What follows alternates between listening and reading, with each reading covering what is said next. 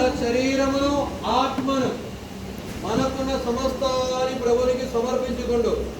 ప్రభువా, నా ఆత్మ శరీరములను పవిత్రపరిచే దేవుడు నీవు అని నేను నమ్ముచున్నాను. నీ కరుణా సముద్రములోనికి నన్ను ముంచుతున్నాను. ప్రార్థనలో 2 చేతులు పైకెత్తి మరొకసారి కూడా పాడుదాం.